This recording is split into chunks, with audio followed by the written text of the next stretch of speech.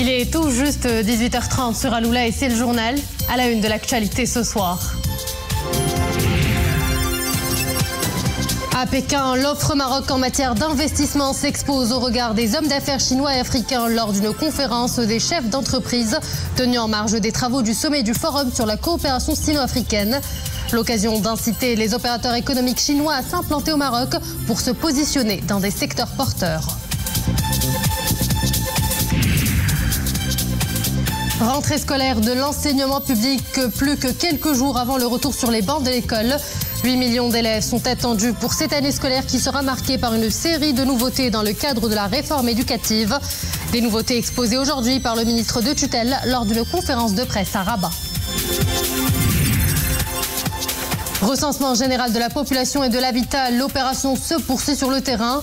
Les nouvelles technologies sont pour la première fois mises à la disposition des agents mobilisés afin de garantir la protection des données personnelles des citoyens, mais pas seulement.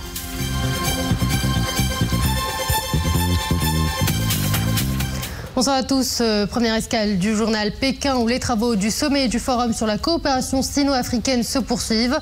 En marge de ce conclave se tient la conférence des chefs d'entreprise chinois et africains, l'occasion pour le Maroc de présenter les atouts dont le pays regorge comme hub incontournable pour les investissements étrangers. Voyons tout cela dans cette correspondance de nos envoyés spéciaux sur place, Samira Asbad, Hamza Sayeh. Le récit est de Nisrine Hamdaoui. Les opportunités d'investissement qu'offre le Royaume exposées devant un parterre d'hommes d'affaires chinois et africains lors de la conférence des chefs d'entreprise chinois et africains organisée dans le cadre du Forum sur la coopération sino-africaine. L'idée pour le Maroc de tenter d'ouvrir l'appétit des opérateurs économiques chinois à l'investissement dans plusieurs régions du Royaume, dans des secteurs porteurs. Aujourd'hui, il s'agit de la partie économique avec un business forum auquel assistent de nombreux entrepreneurs marocains qui sont portés par la CGEM et un certain nombre de rencontres ont déjà eu lieu pour pouvoir renforcer les relations économiques entre le Maroc et la Chine avec un certain nombre d'opérateurs qui se dirigent vers des secteurs que nous cherchons à développer au Maroc comme le secteur de l'automobile, de la mobilité électrique, le secteur de l'énergie, le secteur de l'industrie avec le textile en particulier. La visite du souverain en République populaire de Chine en mai 2016 a donné une forte impulsion aux relations entre les deux pays. Le Maroc a exprimé lors de ce sommet sa volonté de s'engager dans divers programmes d'intérêt commun liés à l'infrastructure, l'agriculture et aussi à l'éducation. Pour cette opération de promotion de la destination Maroc pour l'investissement, toute une délégation d'hommes d'affaires marocains a fait le déplacement. Des opérateurs qui, ici, dans ce pays lointain, s'emploient à égrener tous les avantages économiques qu'offre le Royaume pour garantir aux investisseurs étrangers un environnement propice aux affaires.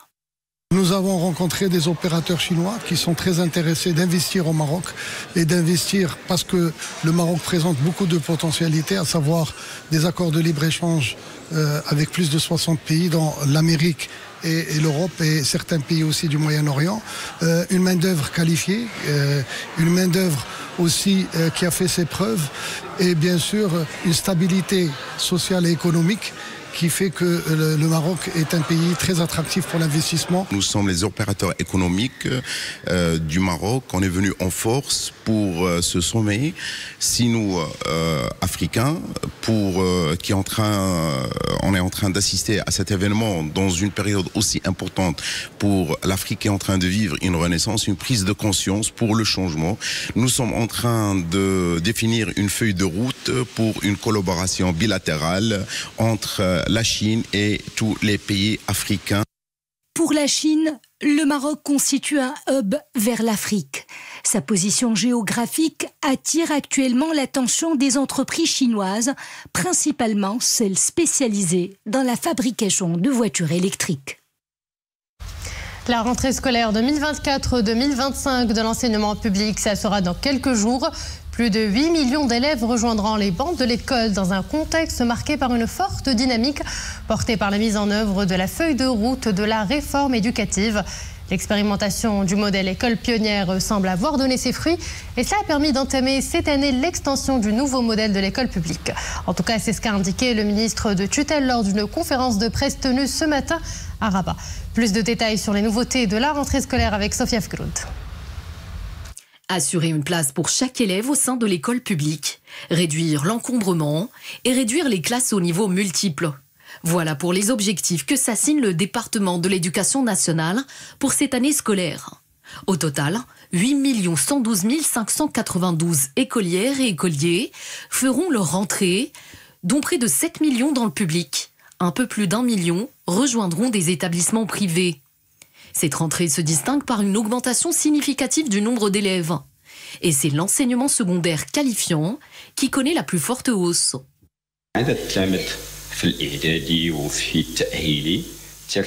Le nombre d'élèves inscrits dans le secondaire collégial et dans le cycle secondaire qualifiant augmente à un rythme important. Nous parlons de plus de 5% dans le secondaire collégial et plus de 12% dans l'enseignement secondaire qualifiant. Cette demande s'ajoute à celle très forte que connaît le préscolaire.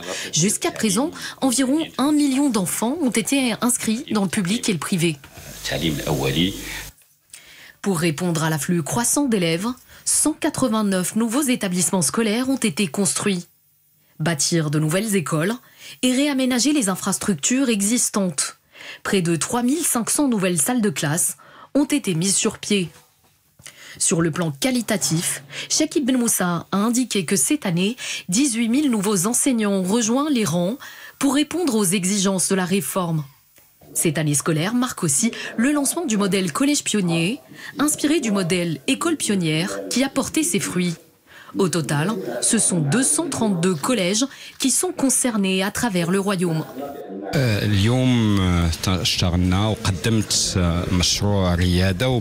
Aujourd'hui, j'ai présenté le modèle de l'école pionnière et j'ai expliqué comment nous allons passer de 300 000 élèves bénéficiaires à 1 300 000. Pour mener à bien cet élargissement, il fallait mobiliser tous les cadres pédagogiques et administratifs à travers leur formation, mais aussi l'aménagement de ces établissements. Au sein même de ces établissements pionniers, des activités parascolaires, notamment sportives et culturelles, sont programmées. Les élèves en difficulté auront droit à un soutien pédagogique personnalisé et d'un accompagnement psychosocial. Des réformes très attendues, aussi bien par les élèves que par les parents, qui aspirent à une éducation de qualité. Recensement général de la population et de l'habitat, une grande opération nationale qui en est déjà à son 6e jour. Et pour la première fois, les nouvelles technologies sont de la partie.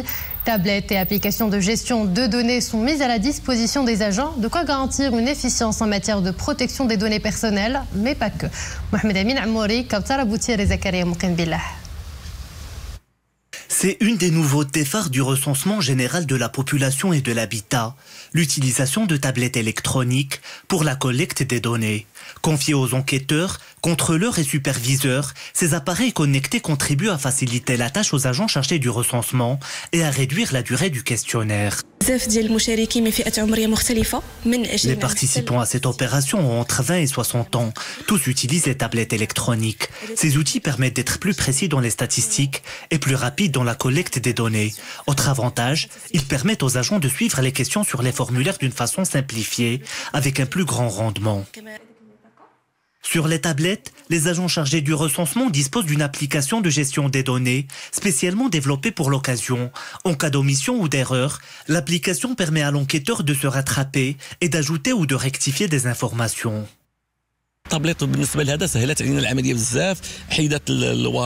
L'utilisation des tablettes électroniques nous a beaucoup facilité les choses. Cela nous a permis de nous passer du papier.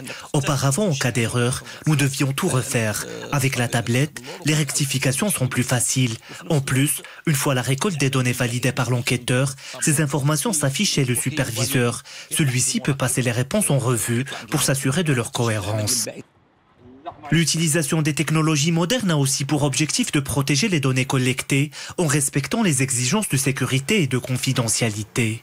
La technologie offre l'avantage de sécuriser les données, surtout avec le développement de certaines applications.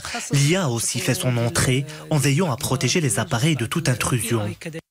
Pour réussir cette opération d'envergure, le HCP a mis 55 000 tablettes numériques à la disposition des participants. Ces importantes ressources techniques ont été cofinancées par le HCP et par le ministère de l'Éducation nationale, du préscolaire et des sports. Et pour en parler avec nous ce soir, Oussama Marsli, directeur de la statistique au HCP. Monsieur Marsli, bonsoir. Merci d'avoir accepté notre invitation. Je vous en prie. Alors, nous venons de voir dans ce reportage l'apport des nouvelles technologies à la grande opération de recensement. Aujourd'hui, on peut bien dire que les nouvelles technologies ont changé le modus operandi de cette opération et l'ont modernisé de fond en comble, n'est-ce pas? Absolument. Déjà, on peut parler de deux axes principaux. Le premier, c'est que la qualification du personnel et le deuxième, la collecte des données. Donc, pour la qualification du personnel, il y a eu d'abord une plateforme de sélection qui a permis de choisir les meilleurs candidats avec une proportion importante des diplômés, des étudiants, aussi bien que les femmes et les hommes de l'éducation nationale. Après, il y a eu la formation en ligne, éventuellement, qui a permis de réduire les coûts et d'améliorer la qualité de la formation. Il y a la formation présentielle également qui a été utilisée avec des supports informatiques interactifs. Et ce qui nous a permis d'avoir un personnel vraiment qualifié pour la collecte des données, ce qui est une condition sine qua non à la réussite de l'opération du recensement. Deuxièmement, par rapport à l'observation, c'est-à-dire la collecte elle-même de données, la technologie nous a permis déjà de réaliser une cartographie moderne avec un système d'information géographique mobile qui a permis de découper le territoire en districts de recensement, ce qui a un impact sur il n'y aura aucune omission ni double compte de la population. Il y a aussi une possibilité, suite au géoréférencement de l'ensemble des constructions, de publication des résultats selon le découpage administratif en vigueur, mais également selon d'autres découpages administratifs. Secondo, par rapport à la collecte des données, il y a les règles de validité et de cohérence sont intégrées dans l'application informatique, donc la qualité de l'information collectée est améliorée et comme vous avez parlé dans votre reportage, il y a la sécurité des données et la protection des personnes physiques à l'égard des données personnelles. Et finalement et surtout, c'est de réduire les délais de publication des résultats parce que les résultats sont déjà digitalisés. On n'a pas besoin de digitaliser des questionnaires papier à travers une numérisation ou quelconque méthode de traitement. Donc les résultats seront disponibles au moment opportun pour les décideurs politiques pour les utiliser dans leur suivi, évaluation et planification des différentes politiques. Monsieur Marsli, nous en sommes déjà au 6e jour de cette opération de recensement général de la population et de l'habitat. Comment se déroule-t-elle sur le terrain et est-ce que les citoyens se montrent coopératifs?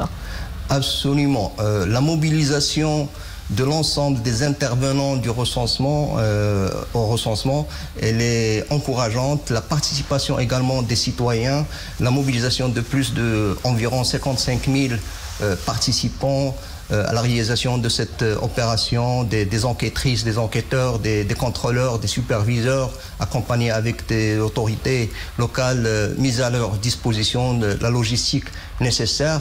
Donc effectivement, nous avons noté ce 6e jour, il y a une coopération qui est encourageante des citoyens vis-à-vis de leur réponse à cette échéance nationale.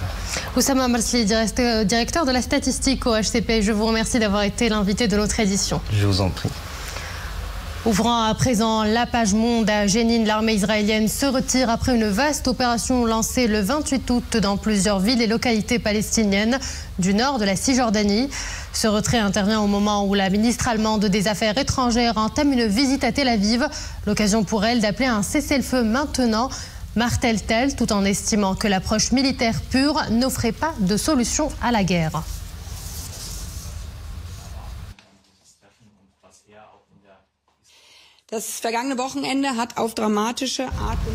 En France, l'ex-commissaire européen de droite Michel Barnier a été nommé hier nouveau Premier ministre. L'homme qui a promis des changements et des ruptures dès sa nomination a déjà entamé une série de consultations avec son prédécesseur et les dirigeants de son parti de droite. Ces derniers ont posé leurs conditions pour une participation à un gouvernement. Chargé de constituer un gouvernement de rassemblement au service du pays, l'ex-négociateur européen du Brexit se sait déjà en sursis et va devoir trouver les bons équilibres. En Chine, les éléments se déchaînent. Le super typhon Yagi, au vent dépassant les 230 km/h, a touché terre aujourd'hui sur l'île tropicale et touristique de Hainan. Près de 420 000 personnes ont été évacuées car Yagi pourrait être la plus forte tempête à s'abattre sur la région depuis une décennie. Samedi, il devrait frapper le Vietnam voisin où des dizaines de milliers de personnes ont été relogées préventivement. Retour chez nous avec cette alerte météo émise par la météorologie nationale. De très fortes averses orageuses accompagnées de grêles et de rafales de vent sous orage sont prévues à partir d'aujourd'hui et tout au long du week-end dans plusieurs régions du royaume.